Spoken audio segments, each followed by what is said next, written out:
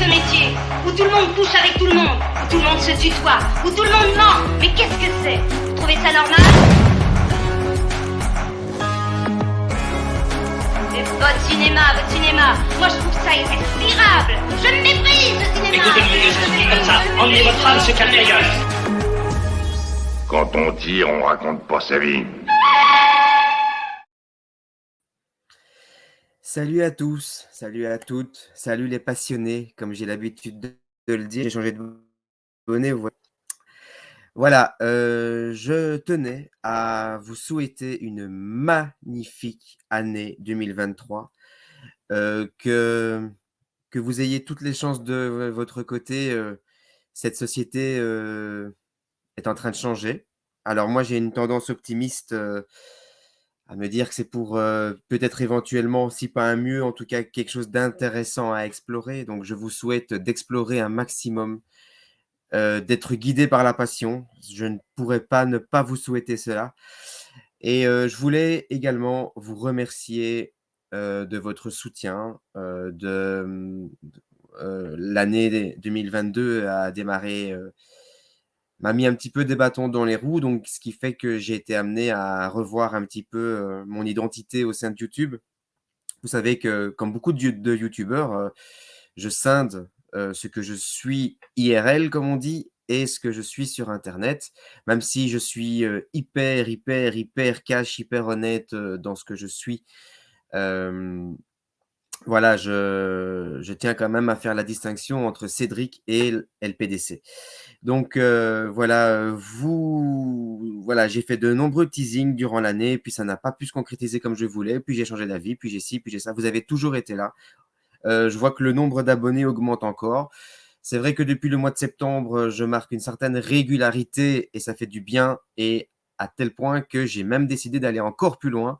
C'est-à-dire, là, j'en ai vaguement parlé, hein, j'en ai parlé à mes potes youtubeurs puisqu'ils sont concernés. Voilà, j'ai planifié mes lives pour tout 2023.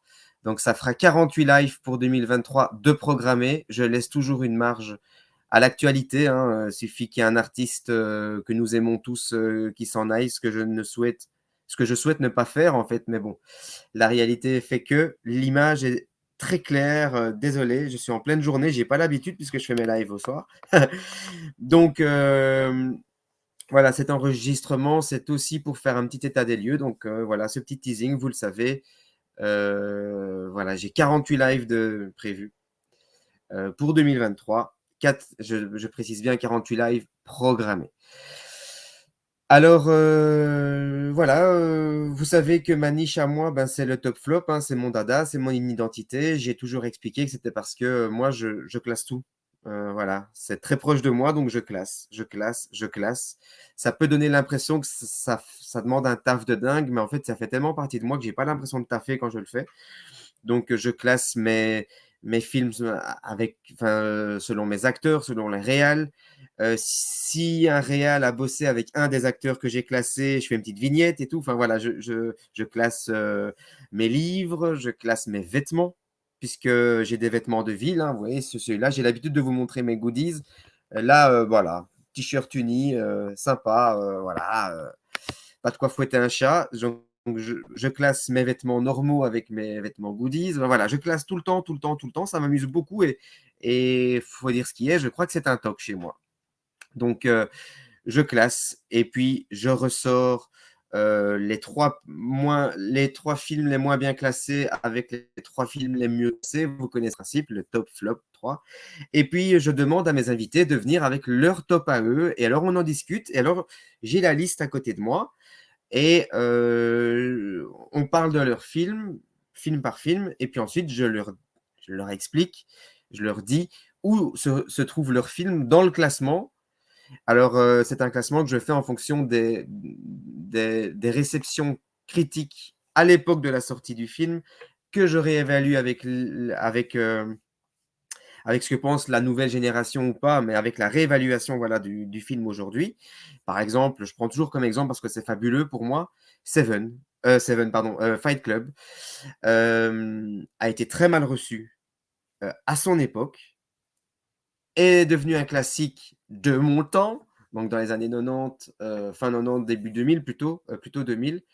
C'est devenu culte avec la VHS et puis après avec les ventes en DVD. Il y a eu des coffrets, il y a eu des séminaires où le principe de Fight Club a été mis en place. Donc voilà, il y a eu comme ça un espèce de film un peu gourou, un peu culte. Et aujourd'hui, il a tendance à être à nouveau réévalué à la baisse.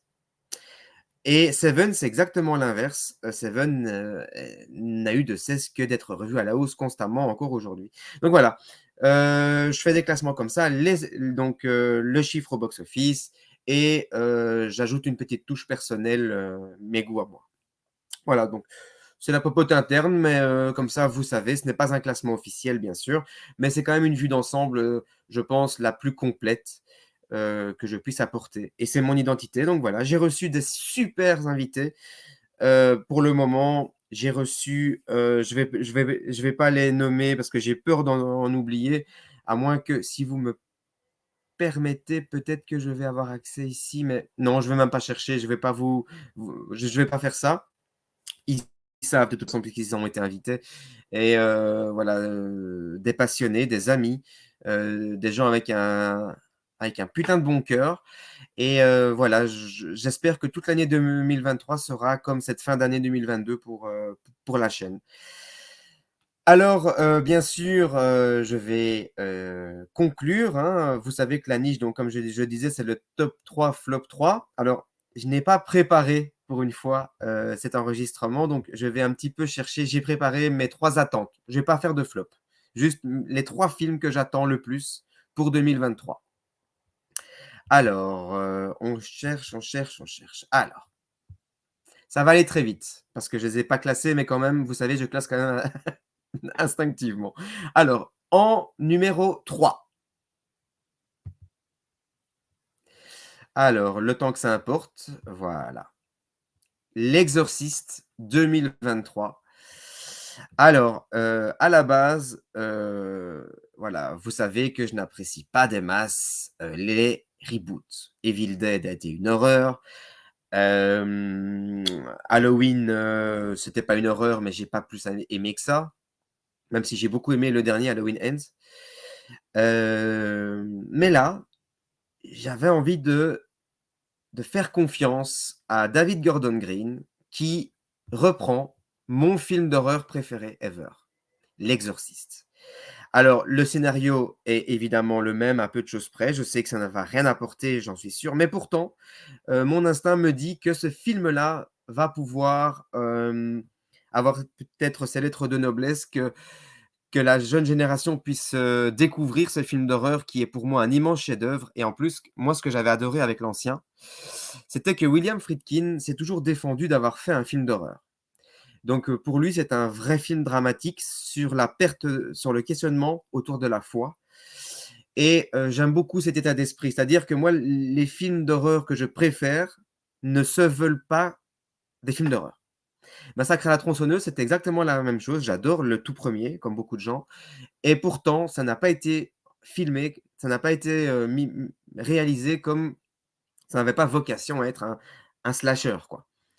La saga, après, a plutôt rendu le style un peu slasher, mais voilà, à la base, ça devait être un drame social d'époque. En plus, en plein nouvel Hollywood, ça marchait du tonnerre. Enfin bref, on retourne sur L'Exorciste. Moi, c'est mon film d'horreur préféré aujourd'hui. Je vais quand même en parler comme étant un film d'horreur. Il y a un petit caméo d'Ellen Burstyn, pourquoi pas. Ça peut être intéressant. En tout cas, moi, je vais lui donner sa chance. Numéro 3 quand même. Alors, en numéro 2, importation en cours. En plus, mon Wi-Fi n'est pas dingue. Ah oui, voilà. Pour ceux qui ne savent pas ce que c'est, Renfield. Pareil, c'est une chance que je donne. C'est-à-dire que c'est un film sur quelqu'un qui se revendique avoir été un serviteur de Dracula. Alors, je ne sais pas si on va le ranger parmi la longue liste de films sur Dracula. En tout cas, ça va être un film un peu comme le Joker a été pour l'univers DC Comics. C'est-à-dire que c'est un film qui ne se revendique pas comme étant un Dracula, mais pourtant, je pense que, encore une fois, c'est mon ressenti, ça va être un peu un espèce de reboot, peut-être du premier Dracula avec Christopher Lee. Alors, je prends des pincettes hein, quand je dis ça parce que c'est un immense classique. Donc, celui-là, je lui donne une seconde chance. Pourquoi? Parce qu'évidemment, c'est le retour au cinéma de Nicolas Cage et j'ai envie d'y croire. J'avais pas été déçu par son film à talent en or massif, mais je m'attendais quand même à mieux. Surtout que moi, j'adore les mises en abîme comme ça. Donc, je m'attendais quand même à mieux, même si j'ai pas été hyper déçu. Mais là, Renfield, dans le style d'horreur, voilà, Nicolas Cage dans l'horreur, par la case cinéma. En plus, ça va parler du comte Dracula. Moi, je suis hyper fan. J'étais très déçu par la saga, voilà, pour beaucoup de choses. Mais malgré tout, là, je vais quand même lui donner une seconde chance et je ferai un live courant 2023 sur tous les Dracula au cinéma avec mon cher ami Alex Movies Hunter et en plus Alex Movies Hunter qui est en plus mon compatriote. Nous habitons à 85 km l'un de l'autre. J'ai hâte, voilà, j'ai hâte de découvrir Renfield et alors, ben, vous le savez si vous suivez mon identité sur la chaîne, si vous suivez mes goûts, si vous suivez tout ça, vous savez que j'adore Damien Chazelle. Vous savez que j'aime encore plus Brad Pitt, qui est l'artiste que j'aime le plus au monde, bien sûr. Alors, mon film le plus attendu de l'année sort exactement dans 2 semaines et je suis très frustré parce qu'après, j'aurai plus rien à attendre. Hein. Il s'agit bien sûr de Babylone, le film sur la semi-perte de Hollywood quand Hollywood est passé du cinéma muet au cinéma parlant. Donc voilà, il y a quand même eu des pertes. Et c'est un film sur l'âge d'or, je vais dire, sur la fin du muet et le début du parlant, sur ces magnifiques années 20 à Hollywood, avec Margot Robbie, qui pour moi est une artiste qui monte, parce qu'elle fait des choix assez engagés qui me plaisent beaucoup. Et elle a déjà bossé avec Brad Pitt, même si elle lui a jamais donné la réplique, mais elle a déjà bossé avec Brad. Et voilà, ça donne un putain de film. Celui-là, je l'attends avec impatience. Vous n'avez même pas idée à quel point j'attends ce film. Oh là là. Donc, le retour de Brad Pitt. Et vous vous souvenez que je vous avais raconté l'anecdote de The Tree of Life, où à l'époque, j'étais en cours de théâtre et le film sortait et je l'attendais comme Babylone. Hein. Et je disais à mon prof de théâtre, le nouveau Brad Pitt sort aujourd'hui, le jour où il est sorti. Et mon prof m'a fait, non, non, non, non. Le prochain Terrence Malick, le nouveau Terrence Malick, tu veux dire. J'avais pas saisi la nuance. Ben, le destin a voulu qu'on m'ait refait la même vanne. Donc j'ai fait, ouais, j'attends le nouveau Brad Pitt avec impatience. Et on m'a répondu, tu veux dire le nouveau Damien Chazelle? Donc voilà, l'histoire se répète. J'attends ce film avec impatience. Aïe, aïe, Babylone, je l'attends, je le remets en surbrillance. Voilà, en surbrillance. Pourquoi je dis en surbrillance je ne sais pas. Donc voilà. C'était une vidéo courte, hein, c'était pas un live de 2 heures comme j'ai l'habitude de faire. Je termine donc en vous disant que l'année 2023 va être un petit peu différente, c'est-à-dire que je fais un mois, un thème. Et je vous annonce que le thème du mois de janvier est donc les artistes qui ont explosé à Hollywood dans les années 90. Et donc, je donnerai un live le 8 janvier, par rapport, toujours lié au thème. Forcément, vous le devinez, le premier, c'est Brad Pitt pour me porter bonheur. Le 15 janvier, je ne me trompe pas dans les dates, hein, pardon.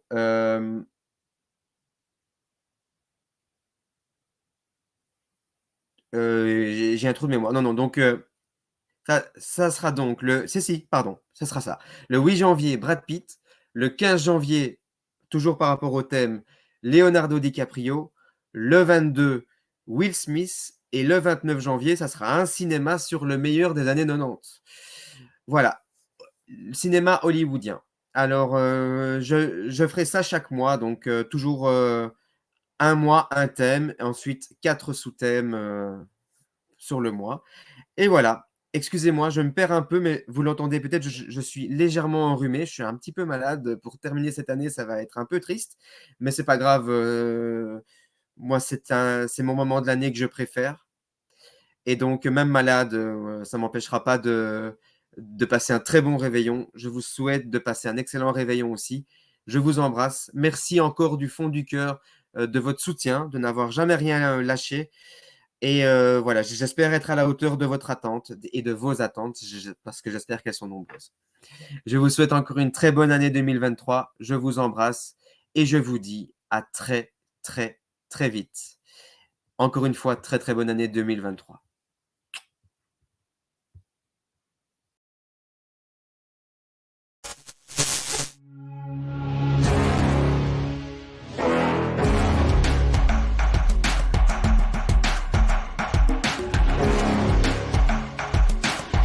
Qu'est-ce que c'est que ce cinéma?